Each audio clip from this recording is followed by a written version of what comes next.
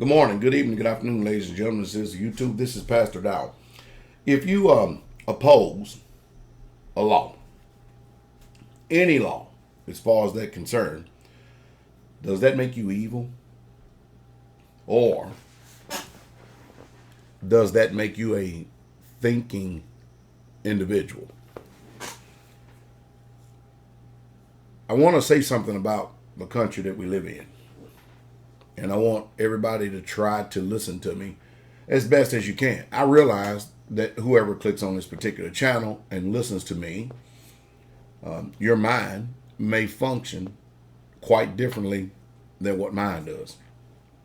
As a matter of fact, I'm almost sure of it. That's neither to say that either one of us is so-called correct. But a lot of times here in this world, based on the system that has been given to us, many times people who are literally heroes, the system pressures us, and it does it all the time. It pressures us to try to make us feel guilty in the face of irrational demands. I probably have lost many of you, and it's hard to even track without a narrative. Now, let me give the narrative here, all right? We live in a country that people think simply because they exist that they are owed certain amenities. They are owed certain things in life simply because they breathe and they exist. It's not weighed upon their commitment and their duty to labor for what they have. And we have a system that is set up in this country that passes laws that is actually against those who produce and those who continue to produce. And not only that, the majority of the country in this world, or let's say the majority of the people, in this world, they have the mindset that if you have something, you have a duty, an obligation, and you should consider yourself honorable to be able to share it with me. And to make sure that we enforce that law and that attitude to make people to comply. The government has the biggest guns, the biggest force to actually back it up. And they can actually steal and take from you. And the law on the book says it's lawful.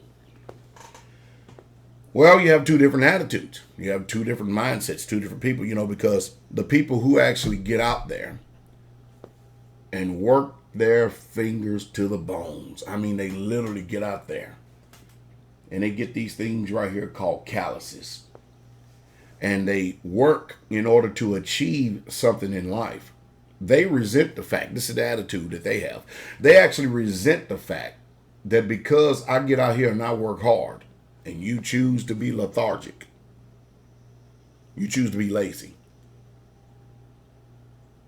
You mean to tell me that because I labor, that now I owe you because you simply exist and you produce little and bring in little? That's a bad attitude. Now, the people on the flip side who consider themselves the poor. The poor is defined in many, many different ways. And of course, with the attitude of Americans, it's kind of hard to determine who or what is poor, because a lot of times people are poor by their own choices and decisions because they refuse to change his mind. I often talk about people who have a victim mentality. In this world, we all know that it's evil, and there's nothing just about it at all. And there are many, many times through laws, there are many, many times through relationships, there are many, many times through fellowships that we are in some form or some fashion, we are literally raped, robbed, spoiled, and we endure all types of injustices and indignities, because if somebody has power over you, they will exercise that power and they will use it to abuse you, because power corrupts, and absolute power corrupts absolutely. And that's the reason why, while I can say out of one side of my lip, I am not anti-government, but I am anti-government that passes laws and enforces laws upon those of us who are free thinkers and those of us who get out. Now listen, I'm going to make it a little bit more personal so that the people who have not understood this just yet can understand it to a greater capacity. I do not exist to make your life easier. I do not exist, and I do not owe you anything. Now, I'm making it personal saying myself, but you think about this for yourself. Nobody owes you nothing. You are entitled to nothing. And that's what you need to understand. That's what you need to comprehend. And it's by the benevolence and the good graces of others, if you are in their circle, that you may receive some form of benefit. The way that you gain in this world righteously is when you submit to the righteous, moral, natural law and live by it and do it. I know this is very offensive to a lot of people, because there's a such things as the haves and the have-not. And don't get this confused in any way, shape, fashion, form of me being angry or vindictive, because I understand what it means to start with zero. It takes hard work and dedication. And that's why I'm totally against the credit-based or debt-based system, because all it does is breed dependency.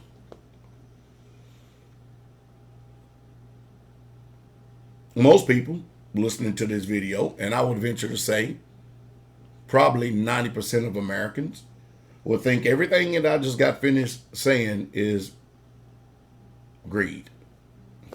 How can it be greed if I'm the one that's working my fingers to the bones to provide something better for those who I love?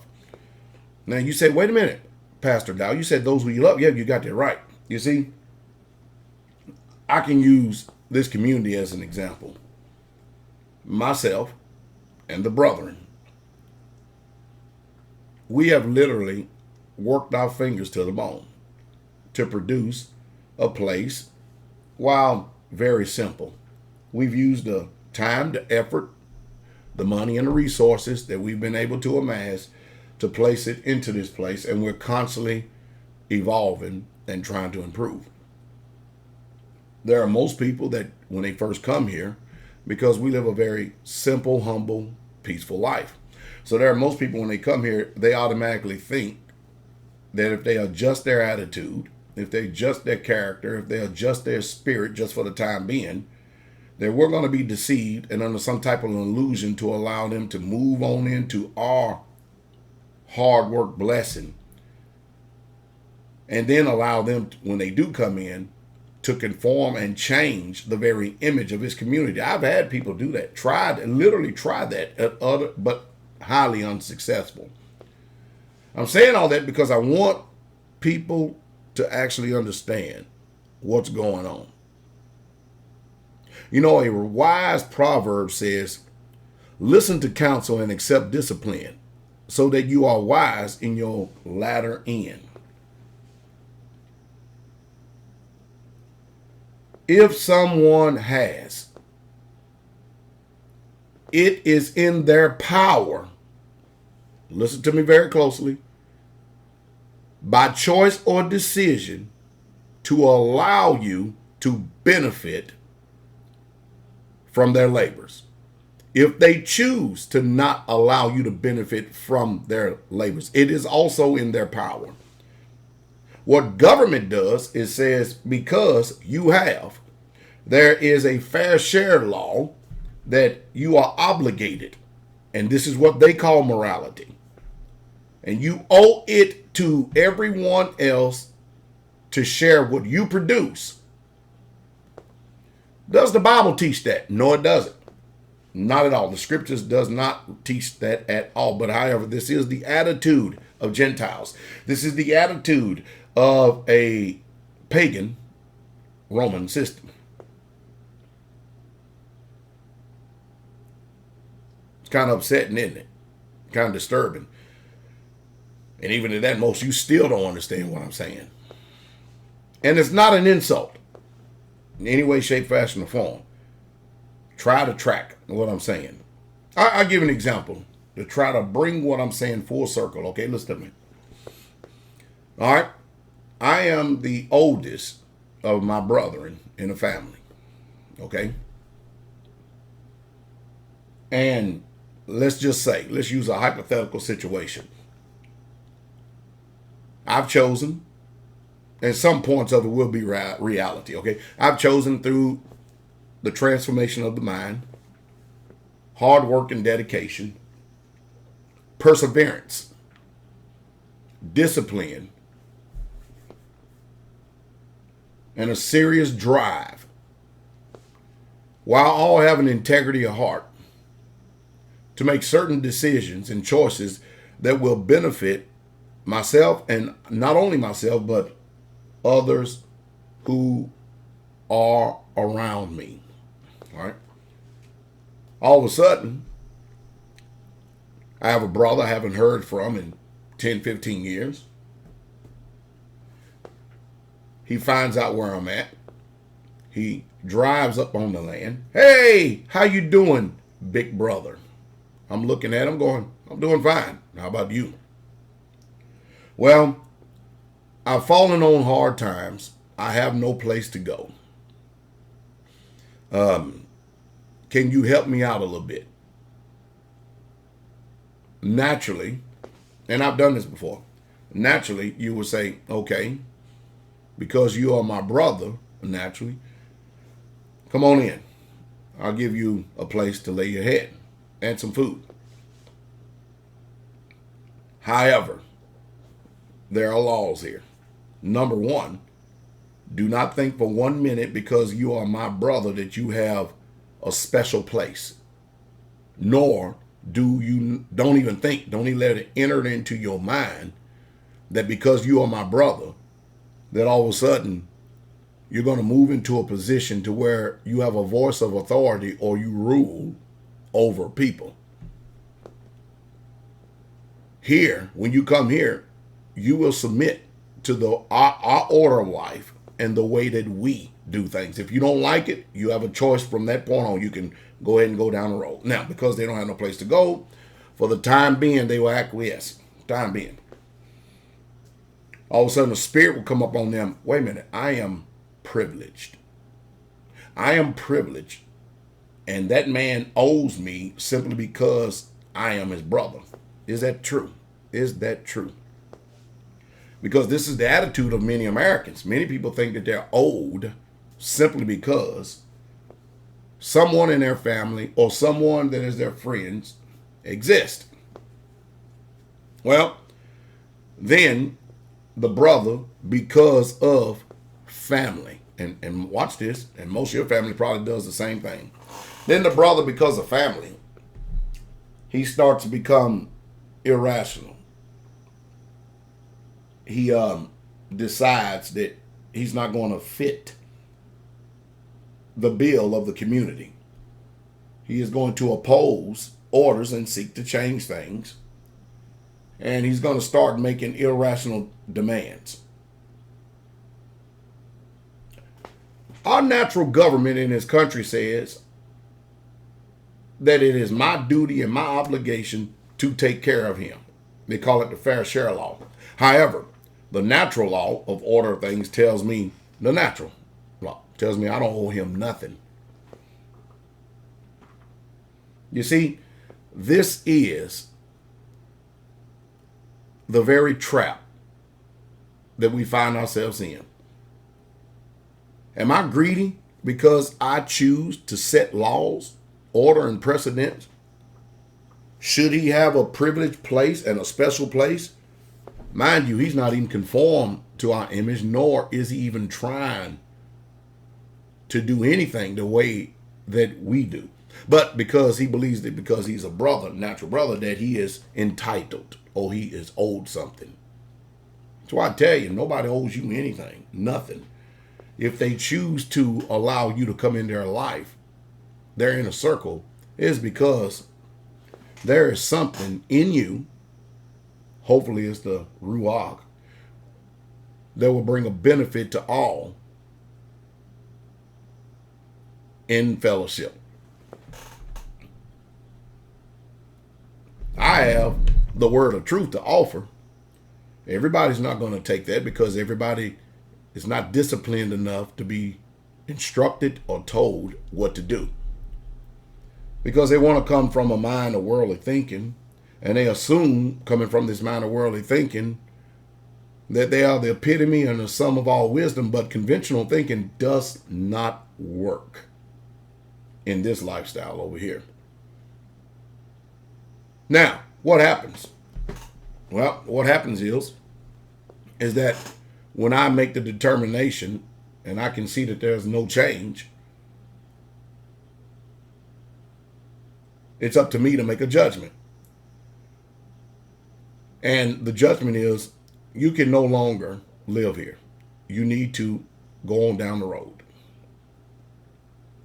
What happens from that point? Well, they left with more than what they came, but they are bitter and upset because we, the people who have been living this thing all this time, all of a sudden we are wicked. We are irrational. We are unjust. We are not who we say we are. I don't believe like they believe. What was you doing here in the first place then? Then they go out, they get on the computer, go to social media, and they start bearing false witness because of them being totally undisciplined in their lives.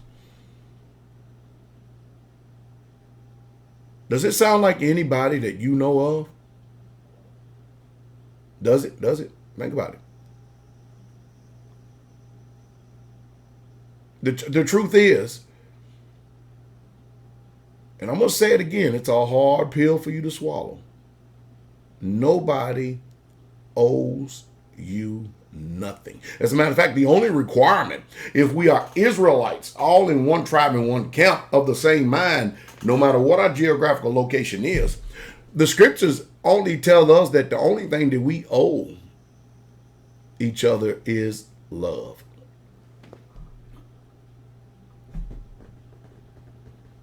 I think all of us had literally better start considering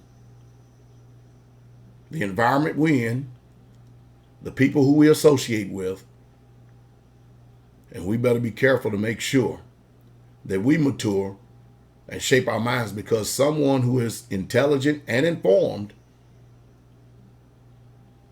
is not going to tolerate ignorance.